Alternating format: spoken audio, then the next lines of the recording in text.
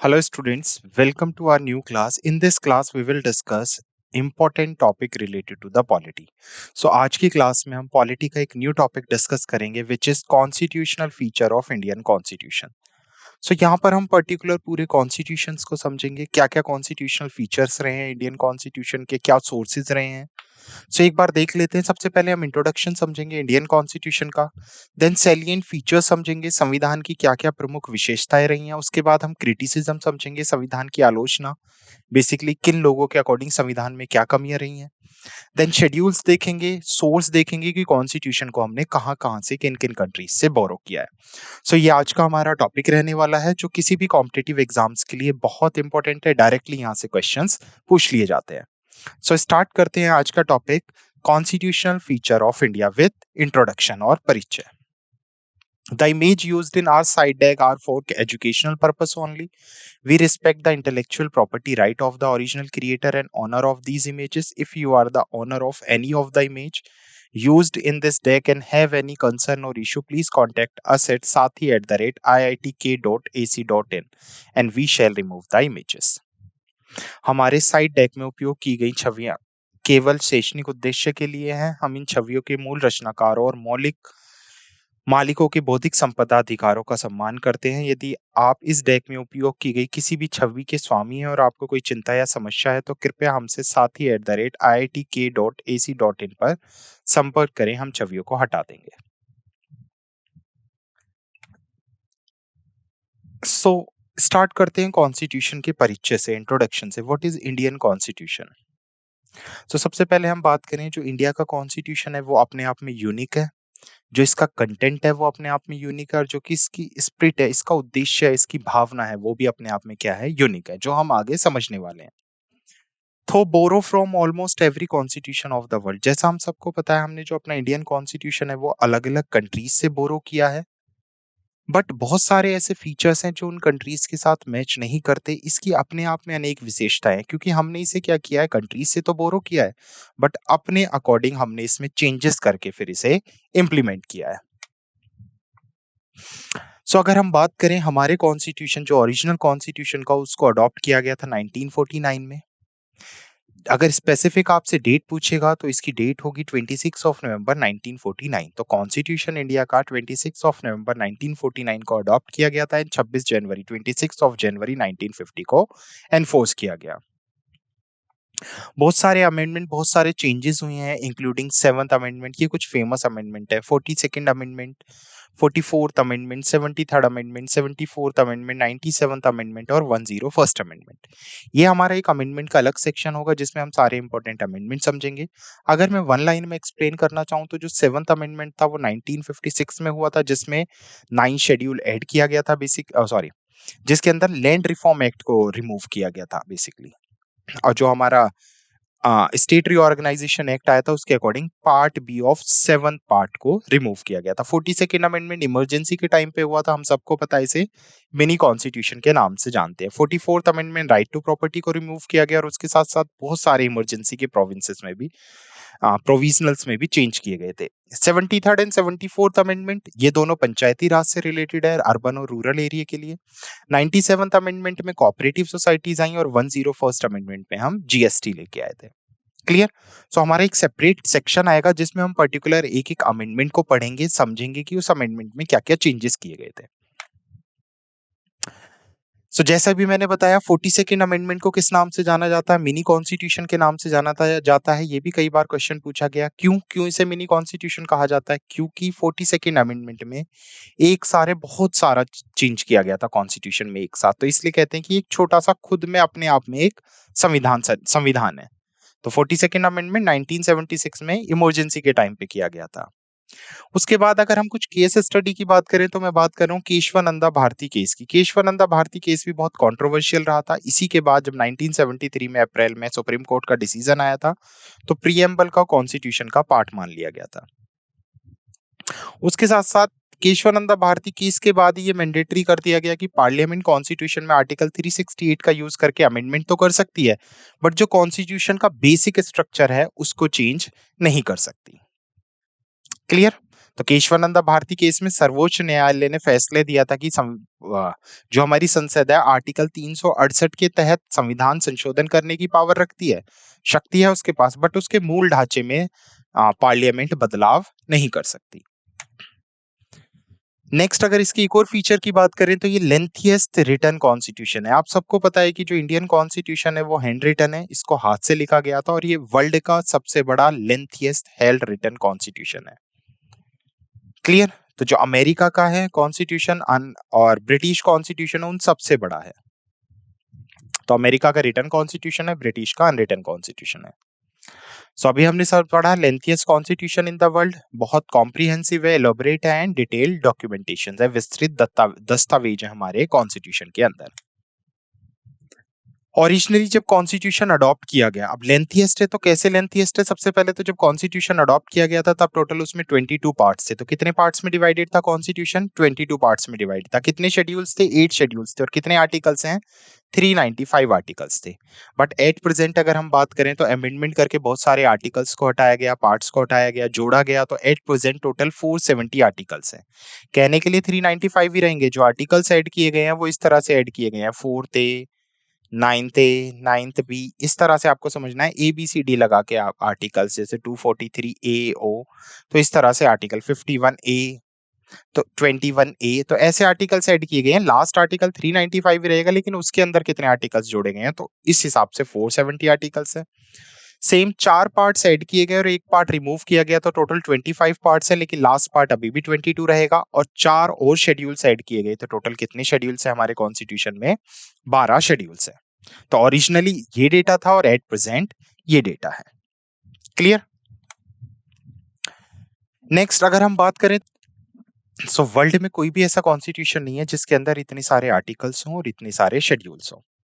अब जो इसका विशालकाय आकार है उसके पीछे मेजरली 4 रीजंस है, 4 कारण है कि हमारा कॉन्स्टिट्यूशन इतना बड़ा है। अब एक एक करके कारण समझते हैं। सबसे पहले तो ज्योग्राफिकल फैक्टर, अगर हम भारत की बात करें तो भारत में 28 स्टेट्स हैं, 8 यूनियन टेरिटरीज हैं, सबके बारे में हमें लिखना है। सो फर्स्ट रीजन तो यही है ज्योग्राफिकल फैक्टर, की भारत की जो ज्योग्राफिकल लोकेशन है, भौगोलिक कारक है, वो बहुत बड़ा है।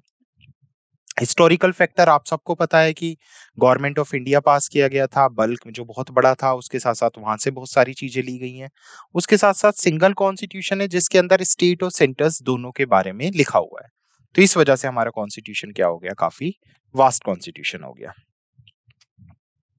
उसके साथ-साथ जो हमारी कॉन्स्टिट्यूशन असेंबली थी उसमें भी बहुत सारे मेंबर्स थी, तो उसकी विविधताओं की वजह से, उसके ल्यूमिनरीज की वजह से, लीगल ल्यूमिनरीज की वजह से भी हमारा कॉन्स्टिट्यूशन क्या है? बहुत बड़ा है। और उसके अंदर आपको पता है कॉन्स्टिट्यूशन के अंदर बहुत ज़्यादा एडमिनिस्ट्रेटिव एंड जुडिशियल प्रोविंसेस लिखे हुए हैं बड़े लेवल पे, फंडामेंटल प्रिंसिपल्स लिखे हुए हैं गवर्नमेंट्स के, इसलिए कॉन्स्टिट्यूशन काफ़ी वास्ट है। अब जैसा हम सबको पता है हमने कॉन्स्टिट्यूशन ड्रॉन तो किया है वेरियस सोर्सेज से, बट अपने अकॉर्डिंग हमने उसे इंप्लीमेंट किया है। तो हम देख लेते हैं एक बार ड्रॉन फ्रॉम वेरियस सोर्सेज। ये भी एक सैलिएंट फीचर है हमारे कॉन्स्टिट्यूशन का कि हमने बहुत सारे विभिन्न सोर्सों से कॉन्स्टिट्यूशन को लिया है, जिसमें सबसे पहले बात आती है 1935 के एक्ट की। हमने लास्ट क्लास में ही पढ़ा था government of India act 1935, basically जो ब्रिटिश गवर्नमेंट के थ्रू पास किया गया था। तो बहुत सारी चीजें हैं कॉन्स्टिट्यूशन में जो हमने कहाँ से ली हैं? गवर्नमेंट ऑफ इंडिया एक्ट 1935 से। और उसके साथ साथ बहुत सारी कंट्रीज से भी हमने बोरो किया है, जो हम आगे अभी समझेंगे। अब देखो डॉक्टर बी आर अम्बेडकर का एक स्टेटमेंट है, आपको सिर्फ ये टर्म याद रखो, रैंसैकिंग। ये कई बार क्वेश्चन पूछा गया है, रैंसैकिंग वर्ड कॉन्स्टिट्यूशन के लिए किसने इस्तेमाल किया था? तो डॉक्टर बी आर अम्बेडकर ने इस्तेमाल किया था इंडियन कॉन्स्टिट्यूशन के लिए। What is रैंसैकिंग? रैंसैकिंग का मतलब है छानबीन। अब बी आर अम्बेडकर ने एक्सप्लेन किया कि हम लोगों ने क्या किया है, कॉन्स्टिट्यूशन वेरियस सोर्स से तो बोरो किया है, बट ऐसा नहीं है कि जैसे दूसरी कंट्रीज में था सेम टॉपिक हमने भारत में इंप्लीमेंट कर दिया।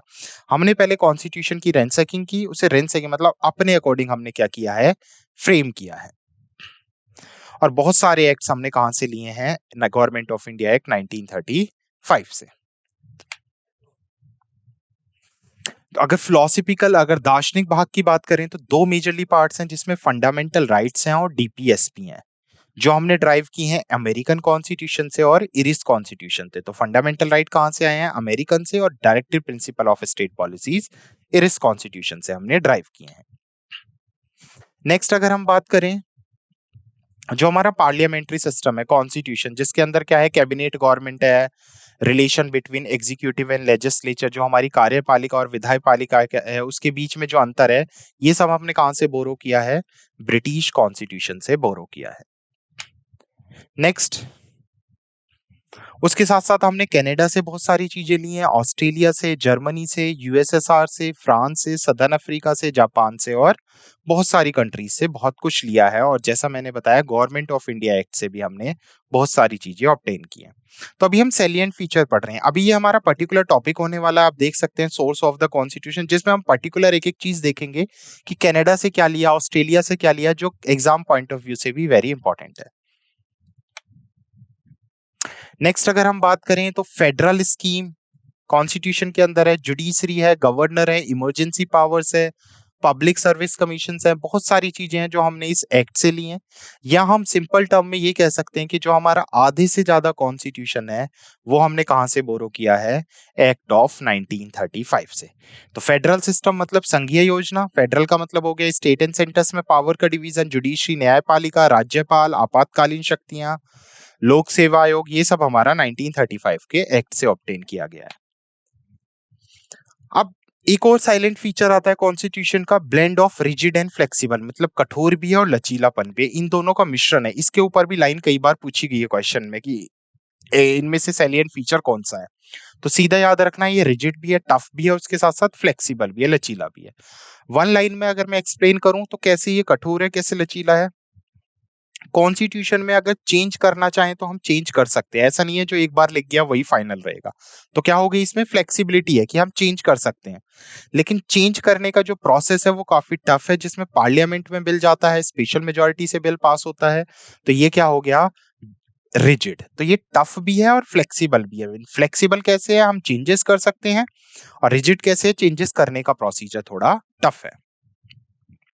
सो यहाँ पे हम देख सकते हैं रिजिड और फ्लेक्सिबल दोनों का मिश्रण है हमारा कॉन्स्टिट्यूशन।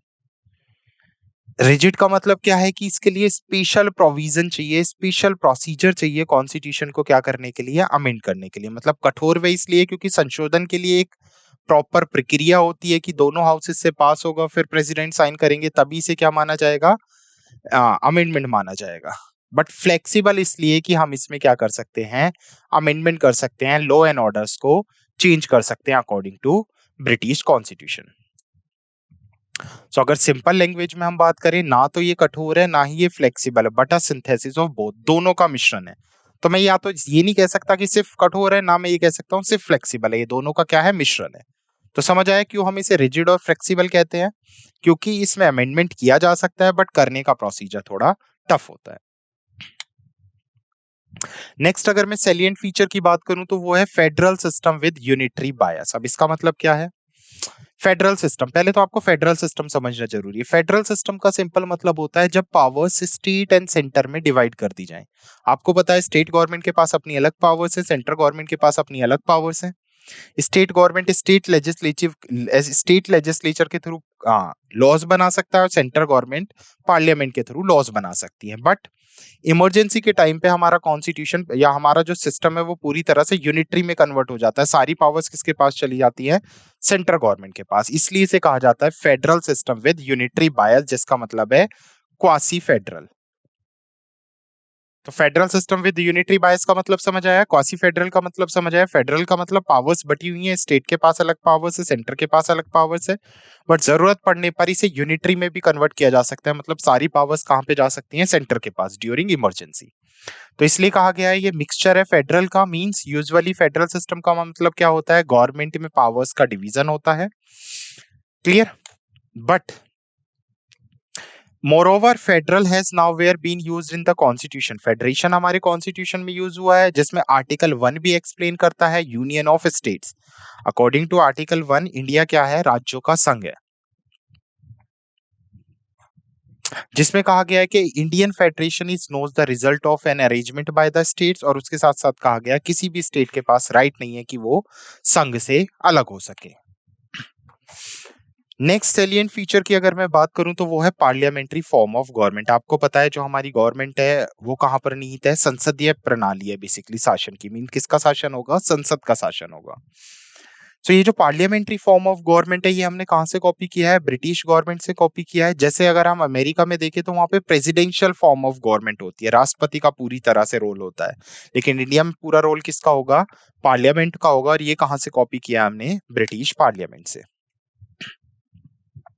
सो अगर हम पार्लियामेंट्री सिस्टम की बात करें, संसदीय प्रणाली विधायिका की बात करें, तो इसके अंदर विधायिका और कार्यपालिका जो कोऑपरेटिव और कोऑर्डिनेशन है, मतलब लेजिस्लेचर और एग्जीक्यूटिव के बीच कोऑपरेशन और कोऑर्डिनेशन बैठाने का काम प्रेसिडेंशियल सिस्टम के ऊपर बेस है, जिसे doctrine of separation of power between two organ के नाम से जाना जाता है। मतलब दोनों ऑर्गन्स अलग हैं, लेजिस्लेटिव और एग्जीक्यूटिव, बट पार्लियामेंट्री फॉर्म है और इसे रेगुलेट करने का काम प्रेसिडेंशियल सिस्टम के अंदर आता है। पार्लियामेंट्री फॉर्म ऑफ गवर्नमेंट के क्या क्या फीचर्स हो सकते हैं? Presence of nominal and rear executive, जो नाम मात्र और वास्तविक अधिकारी होगा उसकी उपस्थिति होगी। जो मेजॉरिटी पार्टी होगी, बहुमत पार्टी होगी, जो 50% प्लस 1 से ज्यादा वोट लेके आएगी उसका शासन होगा। और कलेक्टिव रिस्पॉन्सिबिलिटी होगी एग्जीक्यूटिव की लेजिस्लेचर के लिए, तो जो विधायिका के प्रति कार्यपालिका की सामूहिक जिम्मेदारी होगी। उसके साथ साथ membership of the ministers in the legislator, जो विधायिका है उसमें मंत्री परिषदों की सदस्य होगी, जैसे हम लोकसभा राज्यसभा में पढ़ चुके हैं।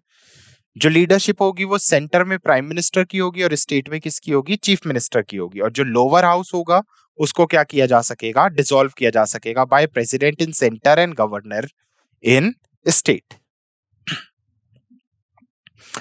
नेक्स्ट सैलिएंट फीचर की अगर हम बात करें तो यहाँ पर क्या होता है? संसदीय संप्रभुता और न्यायिक संप्रभुता का सिंथेसिस होता है, संश्लेषण होता है। इसका मतलब क्या है? जुडिशरी एंड पार्लियामेंट एक दूसरे से अलग है, इंडिपेंडेंट जुडिशरी है। तो जैसे पार्लियामेंट है जो एसोसिएटेड है ब्रिटिश प्रिंसिपल से, वहीं हमारा जो जुडिशरी सिस्टम है वो अमेरिकन सुप्रीम कोर्ट से कहीं ना कहीं इन्फ्लुएंस, और इंडिपेंडेंस हमारी क्या है? जुडिशरी है। तो जो हमारा पार्लियामेंट्री सिस्टम है वो कहीं ना कहीं ब्रिटिश कॉन्स्टिट्यूशन से डिफर करता है, थोड़ा सा अलग है। सेम ऐसी जो जुडिशियल रिव्यू पावर है सुप्रीम कोर्ट की, India is narrow than that what exist in USA, तो यूएसए के जो सुप्रीम कोर्ट है उससे थोड़ी बहुत कम है। नेक्स्ट एलियन फीचर की अगर हम बात करें तो जो हमारी जुडिशरी है वो इंटीग्रेटेड है, मींस हिरार्की है, supreme court, high court and subordinate court तीनों एक कहीं ना कहीं एक दूसरे से जुड़े हुए हैं। और उसके साथ साथ इंडिपेंडेंट जुडिशरी है, जुडिशरी किसी के ऊपर बांधे नहीं है, स्वतंत्र न्यायपालिका है। तो इंडियन कॉन्स्टिट्यूशन में एक जुडिशरी सिस्टम को एस्टेब्लिश किया गया है जो इंटीग्रेटेड है, उसके साथ साथ इंडिपेंडेंट है। इंटीग्रेटेड मैंने बताया कि कहीं ना कहीं सुप्रीम कोर्ट, हाई कोर्ट और सबऑर्डिनेट कोर्ट एक दूसरे के साथ जुड़े हुए हैं, बट इंडिपेंडेंट इसलिए है कि जुडिशरी अपने डिसीजन खुद ले सकती है। इंटीग्रेटेड में भी एक हिरार्की है, supreme court, high court and जज कोर्ट, जिसमें जो सुप्रीम कोर्ट होगा वो क्या होगा? टॉप इंटीग्रेटेड जुडिशियल सिस्टम होगा इंडिया के अंदर, जो सेंटर के लिए काम करेगा। देन उसके बाद हाई कोर्ट और लोअर लेवल पे डिस्ट्रिक्ट कोर्ट्स होंगे। तो सुप्रीम कोर्ट के बाद हाई कोर्ट्स होंगे ऐसे स्टेट लेवल पे। Under high court subordinate courts की क्या आती है? हिरार्की आती है, जिसके अंदर डिस्ट्रिक्ट कोर्ट्स और कुछ लोअर कोर्ट्स आते हैं। क्लियर? तो ये हिरार्की समझ आई, ये भी एक सैलिएंट फीचर है इंडियन कॉन्स्टिट्यूशन का।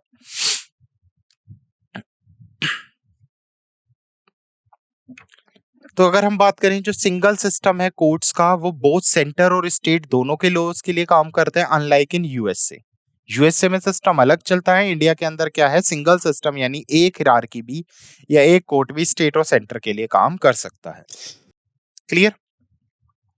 और जो हमारा सुप्रीम कोर्ट होगा वो हाईएस्ट कोर्ट होगा अपील के लिए, मींस अगर हम लोअर कोर्ट के डिसीजन से सेटिस्फाई नहीं है तो हम कहां पर अपील कर सकते हैं? सर्वोच्च न्यायालय में अपील कर सकते हैं। और जो सर्वोच्च न्यायालय है वो हमारे फंडामेंटल राइट्स की गारंटी देता है, and guardian of the constitution, और कॉन्स्टिट्यूशन की जो देखरेख करता है, मींस कॉन्स्टिट्यूशन के साथ गलत खिलवाड़ ना हो, जो पार्लियामेंट है, मेजॉरिटी पार्टी है, वो अपनी पावर का इस्तेमाल ना करे, उसकी देखरेख का काम भी किसका होगा? सुप्रीम कोर्ट का होगा।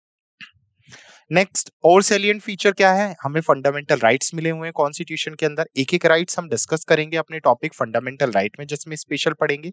अभी सैलिएंट फीचर्स में मेन देख लेते हैं। तो सबसे पहले अगर मैं बात करूं कॉन्स्टिट्यूशन का जो पार्ट 3 है उसमें आर्टिकल 12 से 35 तक एट प्रेजेंट 6 फंडामेंटल राइट्स बताए गए हैं, जो पहले कितने हुआ करते थे? 7 फंडामेंटल राइट्स। तो आर्टिकल 31 जिसके अंदर राइट टू प्रॉपर्टी था उसे 44th अमेंडमेंट में रिमूव कर दिया गया, तो अभी हमारे पास 6 हैं। Originally there were total 7 fundamental rights in Indian constitution, 7 मौलिक अधिकार हुआ करते थे। तो अभी 6 है तो एक बार देख लेते हैं। सबसे पहला अधिकार है राइट टू इक्वालिटी, जिसे हम क्या कहते हैं, समानता का अधिकार, जो अनुच्छेद 14 से 18 आर्टिकल 14 टू 18 में एक्सप्लेन किया गया है। सेकंड है हमारा राइट टू फ्रीडम, जिसे स्वतंत्रता का अधिकार कहते हैं, जिसके लिए अनुच्छेद होंगे 19 से 22 तक।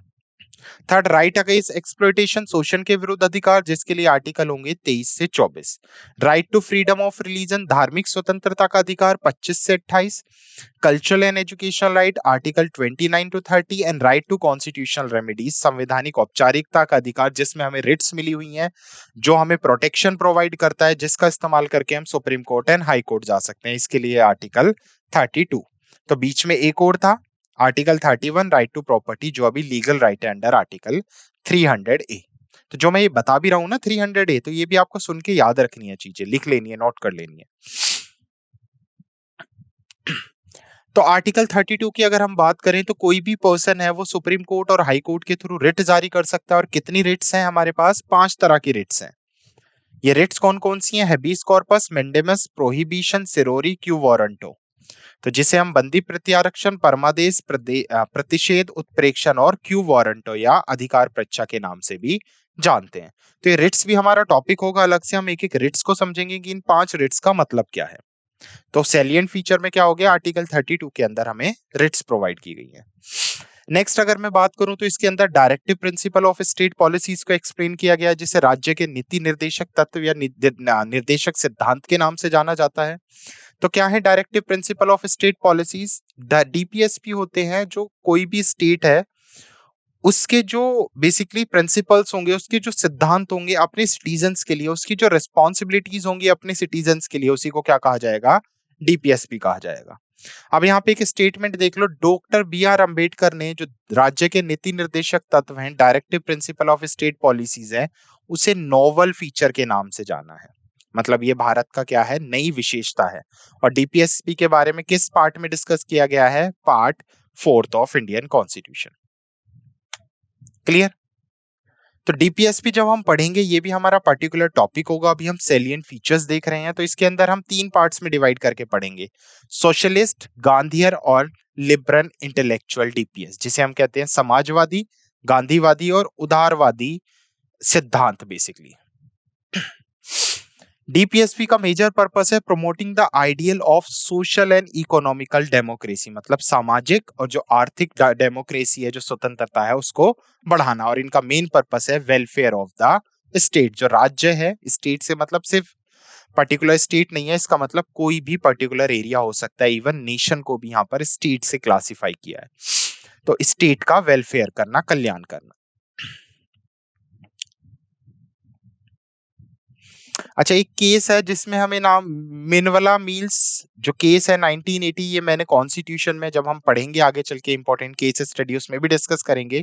इसमें सुप्रीम कोर्ट ने माना है कि जो हमारा भारतीय संविधान है वो मौलिक अधिकारों मींस फंडामेंटल राइट्स और नीति निर्देशक तत्व के बीच की तुलना या संतुलन की आधारशिला पे आधारित है। मतलब दोनों बैलेंस होने चाहिए, डीपीएसपी भी फॉलो होने चाहिए और फंडामेंटल राइट्स भी अपने सिटीजन्स को मिलने चाहिए। उसके साथ साथ सैलिएंट फीचर्स में अगर मैं बात करूं तो फंडामेंटल ड्यूटीज हैं, जो मौलिक कर्तव्य हैं, वो भी हमें मिले हुए हैं। फंडामेंटल ड्यूटीज क्या हो गई? बेसिकली जो सिटीजन्स को अपने देश के लिए फॉलो करनी चाहिए। ये भी डीपीएसपी की तरह नॉन जस्टिकेबल है, ये भी हमारा टॉपिक होने वाला है प्रॉपर। तो ओरिजिनल कॉन्स्टिट्यूशन में तो फंडामेंटल ड्यूटीज नहीं थी, आगे चल के फंडामेंटल ड्यूटीज को 42nd अमेंडमेंट 1976 में ऐड किया गया, part 4A article 51A। So part 4 article 51A में 10 फंडामेंटल ड्यूटीज इनिशियली मेंशन थी और 11वीं फंडामेंटल ड्यूटी बाद में ऐड की गई। तो एट प्रेजेंट 11 फंडामेंटल ड्यूटीज है और इनिशियली 10 मौलिक कर्तव्य हुआ करते थे। तो जैसे अभी मैंने बताया, ये 42nd कॉन्स्टिट्यूशनल अमेंडमेंट 1976 में ऐड की गई थी, 10 फंडामेंटल ड्यूटीज थी। किस कमेटी की रिकमेंडेशन पे? स्वर्ण सिंह कमेटी की रिकमेंडेशन पे हमारे मौलिक कर्तव्य को जोड़ा गया था। उसके बाद एक और संविधान संशोधन हुआ, 86th अमेंडमेंट, जो 2002 में हुआ था, जिसमें 11वीं फंडामेंटल यानी लास्ट ड्यूटी ऐड की गई। तो 10 फंडामेंटल ड्यूटी 42nd अमेंडमेंट और जो 11वीं फंडामेंटल ड्यूटी थी, इसे 86th कॉन्स्टिट्यूशनल अमेंडमेंट 2002 में ऐड किया गया था। इसके लिए सिर्फ एक ही आर्टिकल है, वो आर्टिकल क्या है? Article 51A। तो पार्ट 4 थे और आर्टिकल 51A याद रखना है आपको फंडामेंटल ड्यूटीज के लिए। अगर जनरली मैं फंडामेंटल ड्यूटीज की बात करूं तो इसमें क्या होगा? To respect the constitution. एक फंडामेंटल ड्यूटी हमें कॉन्स्टिट्यूशन की रिस्पेक्ट करनी चाहिए, नेशनल फ्लैग जो हमारा राष्ट्रीय ध्वज है उसकी रिस्पेक्ट करनी चाहिए, और हमें अपने नेशनल एंथम की भी रिस्पेक्ट करनी चाहिए। उसके साथ साथ हमें प्रोटेक्ट करना चाहिए सोवर्जिनिटी को, एकता, यूनिटी को, इंटीग्रिटी, अखंडता को देश की। प्रमोट करना चाहिए spirit of common brotherhood among all the people. भाईचारे की भावना से रहना चाहिए। जो हमारी रिच हेरिटेज साइट्स हैं, जो हमारी कल्चरल साइट्स हैं, उनको हमें क्या करना चाहिए? प्रिजर्व करना चाहिए। तो इस तरह की हमारी फंडामेंटल ड्यूटीज हैं जो हम आगे क्लियरली समझेंगे। नेक्स्ट, एक secular state. Next salient feature क्या है इंडियन कॉन्स्टिट्यूशन का? कि जो हमारा कॉन्स्टिट्यूशन है उसके अंदर भारत को एक सेक्युलर स्टेट, एक धर्मनिरपेक्ष राज्य की का दर्जा दिया गया है। क्या मतलब है सेक्युलर स्टेट से? सेक्युलर स्टेट का मतलब है कि भारत के अंदर सभी धर्मों को समान रूप से माना जाना चाहिए। कोई भी ऐसा धर्म नहीं है जो, या धर्म के आधार पर कोई भी भेदभाव नहीं होना चाहिए। तो ये बेसिकली रिप्रेजेंट करता है एक सेक्युलर कैरेक्टर को। तो एक सेक्युलर स्टेट भी मेंशन किया गया है जो एक हमारा सैलिएंट फीचर है। ये सेक्युलर वर्ड है, ये भी हमारे प्रीएम्बल में ऐड किया गया था। कब? 42nd अमेंडमेंट कॉन्स्टिट्यूशनल 1976 में। क्लियर? तो सेक्युलर को हमारा प्रीएम्बल में जोड़ा गया। उसके साथ साथ जो हमारा प्रीएम्बल है, जो हमारी प्रस्तावना है, वो ऑल सिटीजन्स के सिक्योर करती है लिबर्टी ऑफ बिलीफ, विश्वास को, फेथ को एंड वर्शिप, और उसकी उपासना को। उसके साथ साथ आर्टिकल 14 के अंदर ही कहा गया है कि कोई भी स्टेट धर्म के आधार पर किसी भी पर्सन के साथ भेदभाव नहीं कर सकता, उसकी इक्वालिटी को डिनाई नहीं कर सकता। तो यहाँ पर धर्म के आधार पर, जाति के आधार पर कोई बंटवारा नहीं है, कोई डिस्क्रिमिनेशन नहीं है। उसके साथ साथ नेक्स्ट अगर मैं बात करूं तो यूनिवर्सल अडल्ट फ्रेंचाइजी, इसका मतलब क्या है? जो भारत का संविधान है वो लोकसभा और राज्यसभाओं के चुनावों के आधार पर बेसिकली अडल्ट फ्रेंचाइजी को वो करता है, जहां पर जो 18 साल से ऊपर के लोग हैं वो आके क्या कर सकते हैं? वोट कर सकते हैं। तो यूनिवर्सल अडल्ट फ्रेंचाइजी का मतलब है लोकसभा, राज्यसभा, लोकसभा और विधानसभा के जो आ, वोट्स होती है, जो इलेक्शंस होते हैं, वहां पर व्यस्क मताधिकारों को अपनाया जाता है। 18 साल से ऊपर के हर सिटीजन्स को राइट है वोट करने का। किसी के साथ भेदभाव नहीं किया जाएगा on the basis of caste, race, religion, sex, literacy, wealth and so on. मतलब 18 साल से ऊपर के हर पर्सन को वोट देने का अधिकार है। पहले ये 21 हुआ करता था, लेकिन 61st अमेंडमेंट 1989 में 21 से घटा के कितना कर दिया गया? 18 ईयर्स कर दिया गया। तो पहले 1989 से पहले वोटिंग एज कितनी हुआ करती थी? 21, लेकिन एट प्रेजेंट कितनी है? 18 है। किस अमेंडमेंट में चेंज किया गया? 61st कॉन्स्टिट्यूशनल अमेंडमेंट 1988 में। तो ये आपको याद रखने हैं अमेंडमेंट भी। नेक्स्ट सैलिएंट फीचर की अगर मैं बात करूं तो सिंगल सिटीजनशिप, एकल नागरिकता। इसका मतलब क्या है? Part second of Indian constitution article 5 से 11 एक्सप्लेन करता है कि भारत में एकल नागरिकता होगी।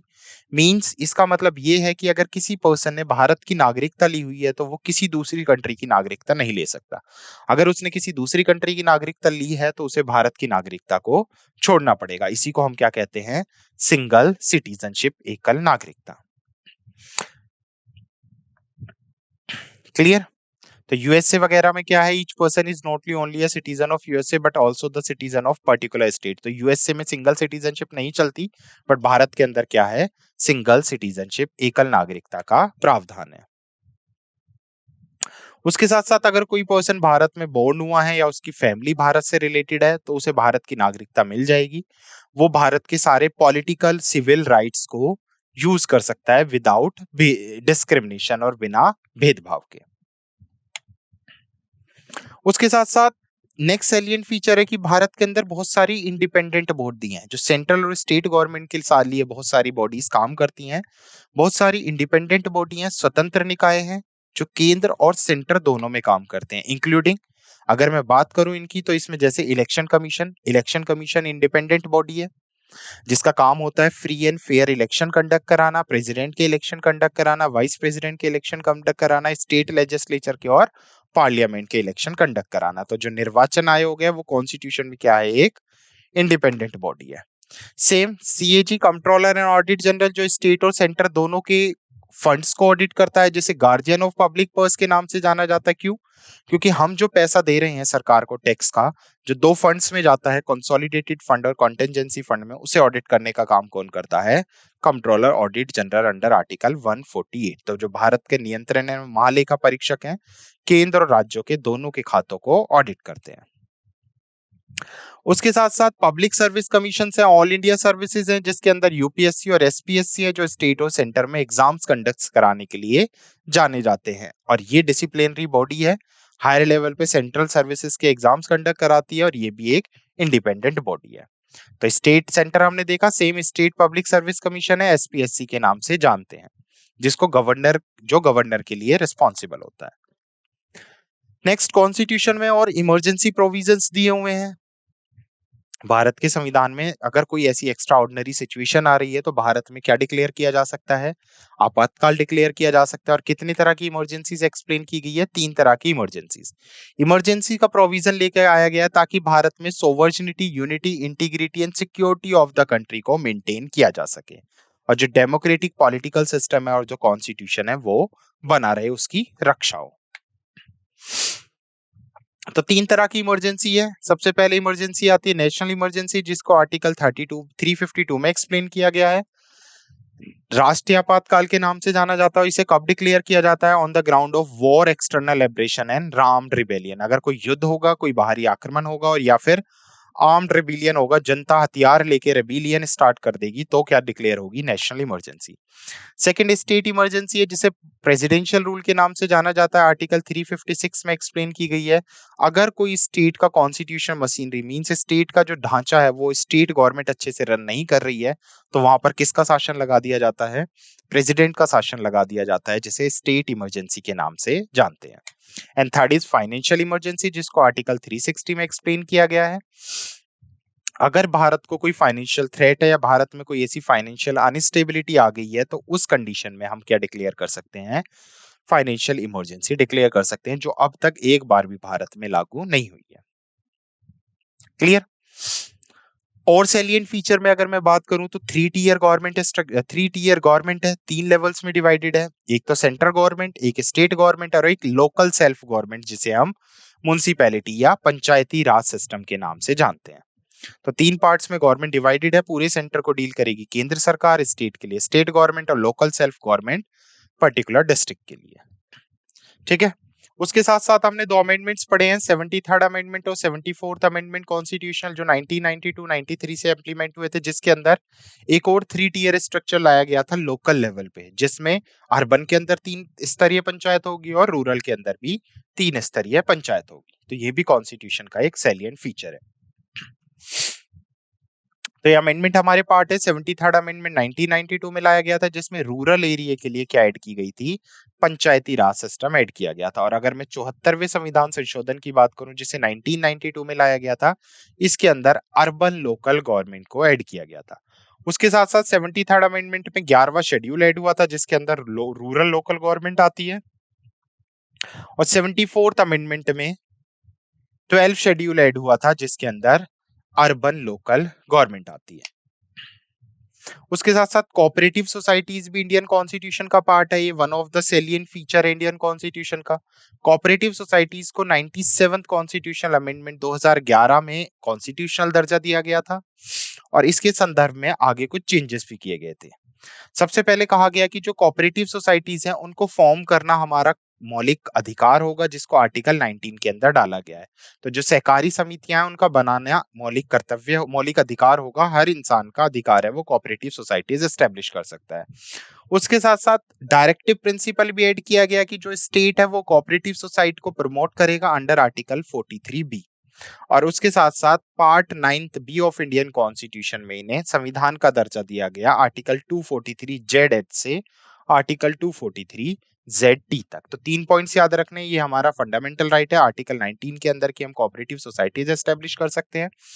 आर्टिकल 43B में ये स्टेट का बेसिकली रोल होना चाहिए कि वो कोऑपरेटिव सोसाइटीज को प्रमोट करे, और इन कॉन्स्टिट्यूशनल का दर्जा किस पार्ट में दिया गया? Part 9th B, cooperative societies, article 243Z से 243ZT तक। क्लियर? सो यहाँ पर हमने क्या-क्या समझ लिया है, यहाँ पर हमने देख लिया, इंट्रोडक्शन देख लिया और जो-जो सैलिएंट फीचर्स हैं इंडियन कॉन्स्टिट्यूशन के वो देख लिए। नेक्स्ट हमें क्या समझना है, क्रिटिसिज्म ऑफ द कॉन्स्टिट्यूशन। संविधान की आलोचना क्यों होती है? क्या कारण है कि संविधान की आलोचना, या क्या-क्या चीजें ऐसी हैं जिस वजह से कॉन्स्टिट्यूशन हमारा क्रिटिसिज्म फेस करता है। तो समझते हैं क्रिटिसिज्म ऑफ द कॉन्स्टिट्यूशन। सबसे पहला रीजन है बोरोड कॉन्स्टिट्यूशन, ये हमारा उधार लिया हुआ कॉन्स्टिट्यूशन है। तो एक एक करके समझते हैं बोरोड कॉन्स्टिट्यूशन को। सो क्रिटिसिज्म देखते हैं। क्रिटिसिज्म में अगर मैं बात करूं तो सबसे पहले कॉन्स्टिट्यूशन को कहा जाता है अब बोरोइंग कॉन्स्टिट्यूशन। हम सबको पता है कि हमने जो कॉन्स्टिट्यूशन लिया है वो अलग अलग कंट्रीज से, गवर्नमेंट ऑफ इंडिया एक 1935 से बोरो किया है। सो बहुत सारे लोगों का, बहुत सारे क्रिटिक्स का ओपिनियन है कि जो हमारा इंडियन कॉन्स्टिट्यूशन है उसमें कुछ भी न्यू एंड ओरिजिनल नहीं है। ये एक बोरोड कॉन्स्टिट्यूशन है, अ बैग ऑफ बोरोइंग। मतलब ये क्या है, एक उधारों का थैला है जिसके अंदर होच पोच कॉन्स्टिट्यूशन है, एक गड़बड़ संविधान है। तो सबसे पहला क्रिटिसिज्म हमारे कॉन्स्टिट्यूशन को झेलना पड़ता है due to its borrowing feature. However, the criticism is unfair and illogical। जो ये आलोचना है ये अनुचित और अतार्किक है। क्यों? Because framer of the constitution made necessary modification in future borrowings, जिसके लिए हमने पढ़ा है रेंट सेकिंग, जो बी आर अम्बेडकर ने भी एक्सप्लेन किया है कि ऐसा नहीं है कि हमने वहां से कॉपी किया सीधा भारत में पेस्ट कर दिया। तो इसमें बहुत सारी इंडियन सिचुएशन के अकॉर्डिंग, इंडियन ज्योग्राफी के अकॉर्डिंग, इंडियन लॉज के अकॉर्डिंग चेंजेस किए गए हैं। देन उसके बाद ही क्या किया है, हमने कॉन्स्टिट्यूशन को भारत में लागू किया है। उसके अलावा क्रिटिसिज्म के ऊपर डॉक्टर बी आर अम्बेडकर ने भी एक टिप्पणी कही है। बी आर अम्बेडकर के अकॉर्डिंग, या बी आर अम्बेडकर ने कहा था, कोई यह नहीं पूछना चाहता कि विश्व के इतिहास में इस समय निर्मित संविधान में कुछ नया हो सकता है या नहीं। More than 100 years have rolled over when the first written constitution was drafted। तो ये भी क्रिटिसिज्म को एक जवाब दिया है बी आर अम्बेडकर ने कि पहले लिखित संविधान का मसौदा तैयार हुए 100 वर्ष से अधिक समय बीत चुका है। इसके बाद ही बहुत सारी कंट्रीज हैं जिसने अपने कॉन्स्टिट्यूशन को रिटन फॉर्म में किया है। संविधान का दायरा क्या होता है, यह बहुत पहले ही तय हो चुका है। और similarly what are the fundamental of constitution are recognised all over the world.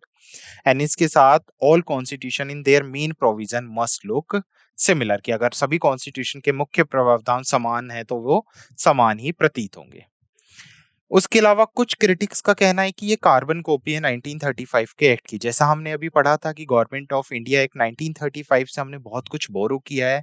In fact half of the Indian constitution borrowed through the 1935 act. तो ये भी कहीं ना कहीं एक क्रिटिसिज्म है कि ये हमने सीधा ब्रिटिश पॉलिसीज के अकॉर्डिंग क्या किया है, अडॉप्ट किया है। सो कुछ लोग क्या कहते हैं, इसे carbon copy of the 1935 act और amended version of the 1935 act. Means भारत ने क्या किया है, 1935 के एक्ट में थोड़े बहुत चेंजेस करके उसे अडॉप्ट कर लिया है। फॉर एग्जाम्पल एन श्रीनिवासन, जो बहुत बड़े हिस्टोरिकल रहे हैं, उन्होंने इंडियन कॉन्स्टिट्यूशन के लिए एक स्टेटमेंट कही है, both in language and substance a close copy of act of 1935। कि जो इंडियन कॉन्स्टिट्यूशन है वो भाषा और सार दोनों की दृष्टि से 1935 के एक्ट के सेम या उसी की क्लोज कॉपी है। सिमिलरली सर आइवर जेनिस, जो एक ब्रिटिश कॉन्स्टिट्यूशनल है, उन्होंने कहा है the constitution derive directly from the government of India act 1935 from which in fact many of its provision are copy almost textually. So sir Ivor Jenning के according भी भारत ने जो पूरा कॉन्स्टिट्यूशन है 1935 के एक्ट से कॉपी किया है, और वहां बहुत सारे डायरेक्ट ऐसे प्रोविजंस हैं जो कॉपी एंड पेस्ट किए हैं। उसके अलावा पी आर देशमुख, जो कॉन्स्टिट्यूशनल असेंबली के भी एक मेंबर रह चुके हैं, उनके अकॉर्डिंग भी जो मूलतः 1935 का भारत सरकार अधिनियम है जिसमें केवल वैक्स मताधिकारों को जोड़ा गया है, तो उनके अकॉर्डिंग भी क्या है कि ये एक्ट ऑफ 1935 का कॉन्स्टिट्यूशन है। उसके अलावा एक अन इंडियन और एंटी इंडियन के ऊपर भी बहुत ज्यादा बहस होती है, ये क्रिटिसाइज किया जाता है इंडियन कॉन्स्टिट्यूशन को। So according to the critics कहते हैं कि जो इंडियन कॉन्स्टिट्यूशन है वो अन इंडियन और एंटी इंडियन है। बेसिकली क्यों है? क्योंकि it does not reflect the political tradition and spirit of India. इसके अंदर भारत की राजनीतिक परंपराएं और जो भारत की बेसिकली स्पिरिट चली आ रही है, भावना चली आ रही है, उनका प्रदर्शन है, उनका प्रतिबिंब नहीं दिखता। क्यों? क्योंकि ये 1935 के एक्ट से कॉपी किया गया है, बहुत सारे ट्रेडिशंस हमने बाहर से फ़ॉलो किए हैं, तो कहीं न कहीं इस कॉन्स्टिट्यूशन के अंदर या इसका जो नेचर है वो फ़ॉरेन नेचर का कॉन्स्टिट्यूशन है। मीन्स विदेशी प्रकृति का, इसे भारतीय परिस्थिति के लिए अनुपयुक्त बनाया जाता है।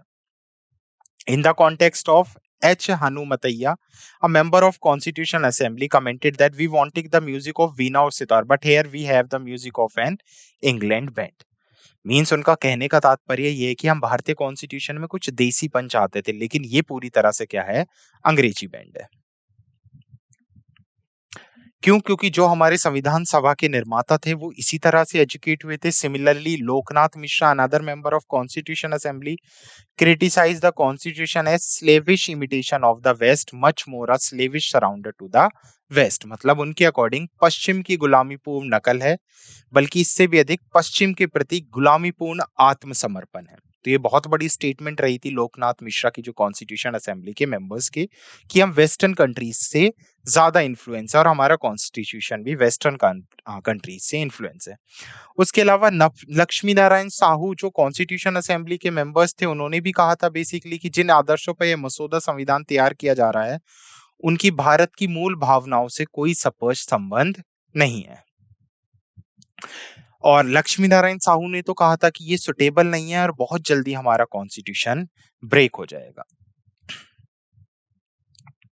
उसके साथ साथ ये भी कहा गया कि ये एक अनगांधीयन कॉन्स्टिट्यूशन है। सो कैसे ये अनगांधीयन कॉन्स्टिट्यूशन है? क्योंकि बहुत सारे क्रिटिक्स कहते हैं कि ये कॉन्स्टिट्यूशन गांधी जी की फिलॉसफी और आइडियाज को फॉलो नहीं करता, जैसा गांधी जी चाहते थे। बेसिकली एक गांधी जी के अकॉर्डिंग जो कॉन्स्टिट्यूशन होना था उसमें बेसिकली रेस्ट करना था, बिल्ड करना था विलेज पंचायत और डिस्ट्रिक्ट पंचायत को। हनुमतैया ने एक स्टेटमेंट दिया था कि ये कॉन्स्टिट्यूशन एग्जैक्टली वैसा है जैसा गांधी जी नहीं चाहते थे। Gandhi ji did not want and did what एनवी सेज, जिसकी गांधी जी कल्पना भी नहीं करते थे। टी प्रकाशम, जो कॉन्स्टिट्यूशन असेंबली के मेंबर्स थे, उन्होंने भी कहा था कि अंबेडकर की गांधीवादी आंदोलन में गैर भागीदारी और गांधीवादी विचारों के प्रति विरोध को जिम्मेदार ठहराया गया। Mean this is an unGandhian constitution. Elephantiasis, elephantiasis का मतलब क्या है कि ये कॉन्स्टिट्यूशन बहुत बड़ा है, बहुत वास्ट है। तो इतने सारे प्रोविजंस है जो हमने अलग अलग जगह से कॉपी किए हैं, जिस वजह से बहुत ज्यादा लॉन्ग हो जाता है और बहुत ज्यादा कॉम्प्लिकेटेड हो जाता है, और ये भी एक कहीं ना कहीं एक नेगेटिव पॉइंट है इस कॉन्स्टिट्यूशन का। पैराडाइज ऑफ लॉयर्स, इसका मतलब क्या है? ये वकीलों का स्वर्ग है। According to the critics, Indian constitution is too legalistic and very complicated. Size में बहुत बड़ा है तो बहुत ज्यादा ये लीगलिस्टिक है, कानूनी और बहुत जटिल है। तो आम जनता वाले लोग इसे नहीं समझ पाएंगे। सिर्फ इसे कौन समझ पाएगा? लॉयर्स ही इसे अच्छे से समझ सकते हैं। इसलिए इसे सर आइवर जॉनिंग ने क्या कहा है? लॉयर्स पैराडाइज, वकीलों का स्वर्ग। क्लियर? तो ये कुछ क्रिटिसिज्म्स थे जो हमने समझे related to the Indian constitution. Now we have to understand the schedule of the Indian constitution. Schedules, जैसा मैंने बताया, originally there were total 8 schedules when constitution was adopted. जब कॉन्स्टिट्यूशन को अडॉप्ट किया गया था 26 ऑफ जनवरी 1949 को, but at present there are total 12 schedules in the constitution. तो हमें ये 12 शेड्यूल्स पढ़ने हैं। पहले 8 शेड्यूल्स पढ़ने हैं और उसके बाद बचे हुए 4 शेड्यूल्स पढ़ने हैं कि उन्हें कब और कैसे ऐड किया गया था। तो स्टार्ट करते हैं शेड्यूल से। सबसे पहले फर्स्ट शेड्यूल। सिंपली आपको याद रखना है, फर्स्ट शेड्यूल के अंदर जो यूनियन है और स्टेट है उनकी लिस्ट, उन टेरिटरीज की लिस्ट मेंशन की गई है। तो list of the state and the union territory of India along with their territorial jurisdiction. तो भारत के राज्यों और केंद्र शासित प्रदेशों को उनके क्षेत्रीय अधिकारों के साथ सूचीबद्ध किया गया है पहले शेड्यूल में। जो सेकंड शेड्यूल है उसके अंदर लिखा गया है स्पेशली अलाउंसेस, प्रिविलेजेस। किस किस के अलाउंसेस, प्रिविलेजेस? जितनी भी पोस्ट है भारत के अंदर कॉन्स्टिट्यूशनल, जैसे प्रेसिडेंट हुआ, गवर्नर हुआ, speaker, deputy governor, deputy speaker, chairman, deputy chairman of Rajya Sabha, speakers and deputy speaker of legislative assembly, chairman and deputy chairman of legislative council, जज of supreme court, high court, attorney general of India and XYZ। तो जितनी भी constitutional post है उन्हें क्या क्या भत्ते मिलेंगे, क्या क्या विशेष अधिकार मिलेंगे, ये सब किस शेड्यूल के अंदर मेंशन है? शेड्यूल सेकंड के अंदर। नाउ शेड्यूल थर्ड के अंदर मेंशन है ओथ एंड अफर्मेशन, शपथ और प्रतिज्ञान। किनका शपथ? जिन पोस्ट की अभी हमने अलाउंसेस पढ़ी हैं, जो सेंट्रल और स्टेट कॉन्स्टिट्यूशनल पोस्ट हैं, उन्हीं की ओथ्स किसके अंदर मेंशन है? थर्ड शेड्यूल के अंदर। तो union ministers, members of parliament, जज of supreme court, high court, controller, auditor general, state ministers and legislatures, तो इन सब की ओथ किसके अंदर मेंशन है? थर्ड शेड्यूल के अंदर। Now what is fourth schedule? Fourth schedule के अंदर मेंशन है allocation of seats of Rajya Sabha between states and union territory. Means let's suppose this is a state and this is a union territory.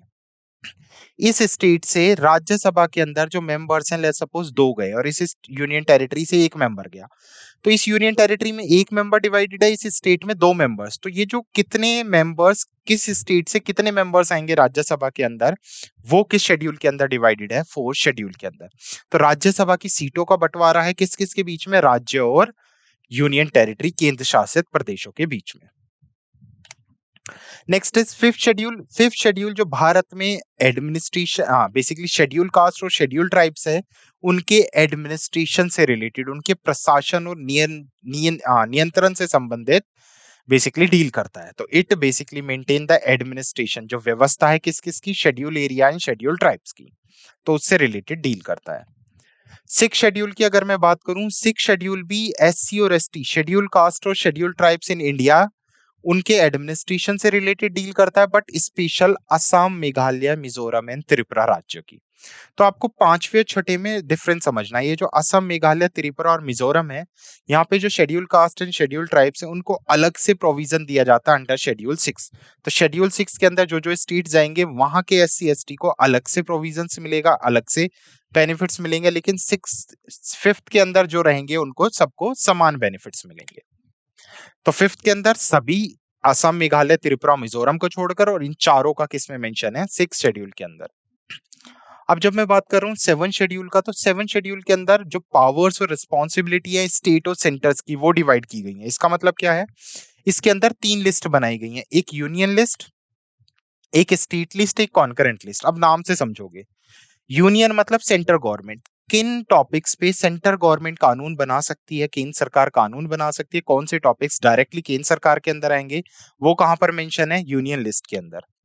जब मैं state list की बात करूंगा, तो state list के अंदर मेंशन है किन टॉपिक्स पे स्टेट गवर्नमेंट कानून बना सकती है। और जब मैं कॉन्करेंट लिस्ट की बात करूंगा, तो इसके अंदर मेंशन है किन टॉपिक्स पर स्टेट और सेंटर दोनों मिलके कानून बना सकते हैं।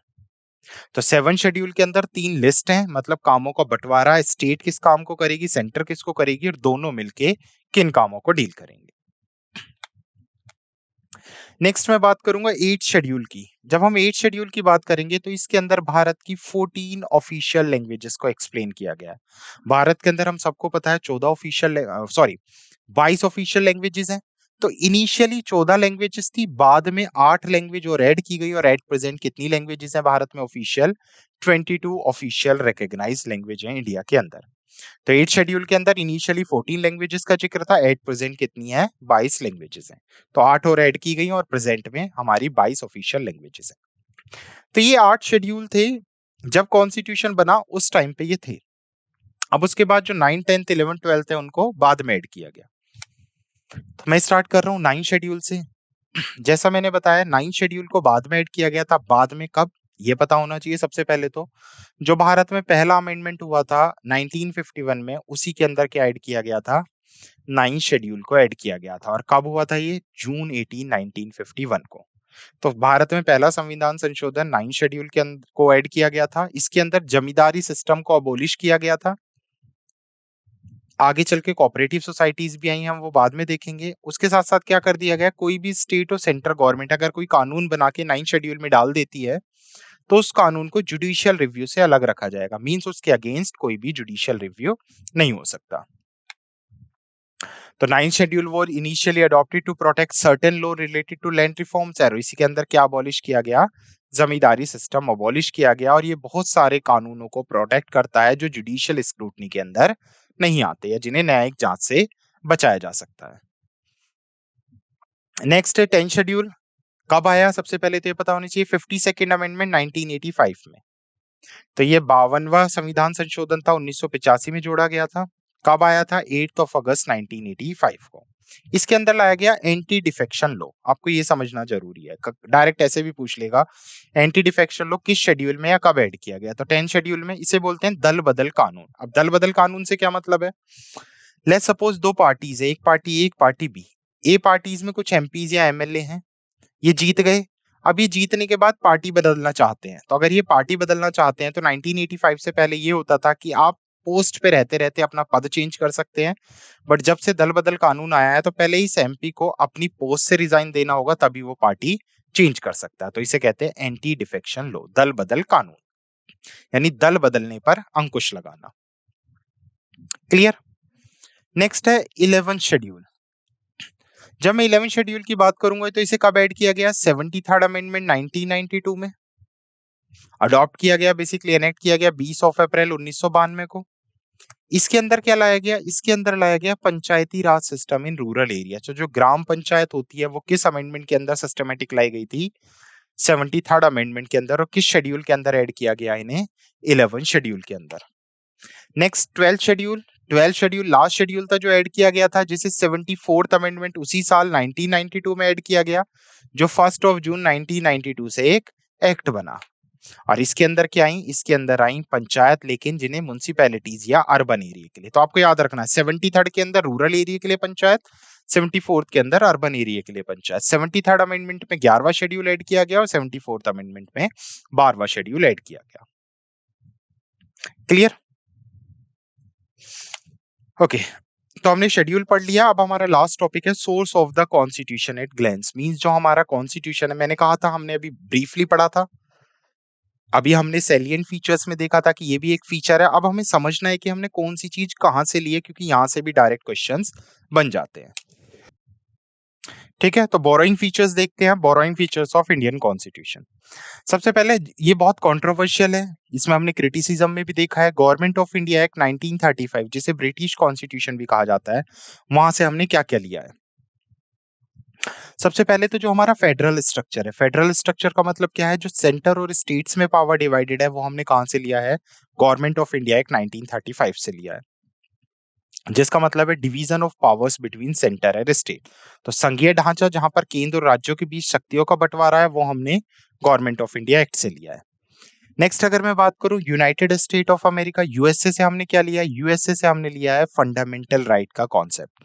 तो जो हमारे मौलिक अधिकार हैं, वो मौलिक अधिकार जो हमारे भाग 3rd में है, वो कॉन्सेप्ट हमने कहां से लिया है, United state of America, USA के कॉन्स्टिट्यूशन से लिया है। उसके साथ साथ यूएसए से हमने क्या लिया है, distribution of power between union and state is spanned by federal structure of US constitution. अब देखो, मैंने कहा फेडरलिज्म लिया है 1935 के एक्ट से, लेकिन फेडरलिज्म में भी आप देखोगे क्या सेंटर और स्टेट्स के पास इक्वल पावर डिवाइडेड है, नहीं, हमारा सेंटर मोर पावरफुल है as compare to state.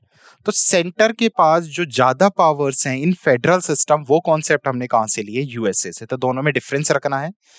Federalism हमने लिया है 1935 के एक्ट से कि पावर्स बांट देंगे स्टेट और सेंटर के बीच में, लेकिन सेंटर ज्यादा स्ट्रांग होगा, ये हमने कहां से लिया है, यूएसए से लिया है। इंडिपेंडेंट ऑफ जुडिशरी, मतलब जो हमारा जुडिशरी सिस्टम होगा वो क्या होगा, इंडिपेंडेंट होगा, हमारा सुप्रीम कोर्ट इंडिपेंडेंट होगा, हाई कोर्ट इंडिपेंडेंट होगा। ये भी हमने कहां से बोरो किया है, यूनाइटेड स्टेट ऑफ अमेरिका के कॉन्स्टिट्यूशन से। नेक्स्ट है यूनाइटेड किंगडम। देखो यूके का तो हमारा इन्फ्लुएंस रहा है, तो यूके से हमने सबसे पहले तो लिया पार्लियामेंट्री सिस्टम, जो हमारा द्विसदन है, लोकसभा राज्यसभा, ये जो हमारी पार्लियामेंट है, सारी शक्तियां पार्लियामेंट में निहित हैं। तो ये प्रपोजल भी हमने कहां से लिया है, यूके से लिया है। उसके साथ साथ प्राइम मिनिस्टर जो होगा, head of the government, government का हेड प्राइम मिनिस्टर होगा, ये कॉन्सेप्ट भी हमने कहां से लिया है, यूके से लिया है। स्पीकर का जो रोल होगा वो भी हमने यूके से लिया है। And responsibility of the executive to legislature, जो हमारी कार्यपालिका है उसकी सामूहिक जिम्मेदारी, तो ये भी हमने यूके से लिया है। रूल ऑफ लॉ, जो कानून है वही सबसे बड़ा है, no one is above the law, ये कॉन्सेप्ट, ये प्रिंसिपल भी हमने कहां से लिया है, यूनाइटेड किंगडम के कॉन्स्टिट्यूशन से लिया है। नेक्स्ट कनाडा से हमने क्या लिया है, कनाडा से हमने लिया है federalism with strong centre and state is influenced by Canadian constitution. तो जो स्टेट्स के पास पावर्स होंगी, लिमिटेड पावर्स होंगी, ये हमने कहां से लिया है, सेंटर से लिया और कनाडा से लिया है। नेक्स्ट रेजिडुअल पावर्स, जो अवशिष्ट शक्तियां हैं, वो भी हमने कहां से लिया है, कैनेडियन कॉन्स्टिट्यूशन से लिया है, residual power to the union government. Australia से अभी हमने लिस्ट पढ़ी थी 7 शेड्यूल के अंदर, जिसमें हमने कॉन्करेंट लिस्ट पढ़ी थी। तो जो कॉन्करेंट लिस्ट का आइडिया है इंडियन कॉन्स्टिट्यूशन में 7 शेड्यूल के अंदर की ऐसे टॉपिक्स जिससे मिलकर सेंटर और स्टेट दोनों डील कर सकते हैं, ये आइडिया हमारा आया है ऑस्ट्रेलिया से। नेक्स्ट है freedom of trade and commerce. जो सेंटर और स्टेट्स है उसके बीच में जो व्यापार होगा, जो वाणिज्य होगी, उसकी स्वतंत्रता, ये भी हमने कहां से लिया? ऑस्ट्रेलिया से। तो Indian constitution guaranteed freedom of trade and commerce through India inspired by Australia. तो व्यापार और वाणिज्य की स्वतंत्रता। आयरलैंड से हमने क्या लिया है? डीपीएसपी। अभी हमने पढ़े थे स्टेट के कुछ कर्तव्य होते हैं जो सेंटर के लिए अपने देश के लिए होते हैं, for welfare of society and welfare of state. तो ये हमने इरिश कॉन्स्टिट्यूशन से लिया है, आयरलैंड से लिया है। जर्मनी से हमने क्या लिया है? जो इमरजेंसी प्रोविजंस हैं वो हमने जर्मनी से अडॉप्ट किए हैं। क्लियर? तो इमरजेंसी का प्रावधान हमारा जर्मनी से आया है। सो ये था हमारा आज का टॉपिक, जिसमें हमने इंट्रोडक्शन ऑफ द कॉन्स्टिट्यूशन देखा, सैलिएंट फीचर्स देखे, कैसे कॉन्स्टिट्यूशन रिजिड एंड फ्लेक्सिबल दोनों तरह से, क्रिटिसिज्म्स क्या क्या हैं, उसके अलावा 12 शेड्यूल्स देखे and source of Indian constitution हमने पढ़े। सो उम्मीद करता हूँ आपको समझ आया होगा। I hope you understand this session. This session is very important for any competitive exams. Thank you.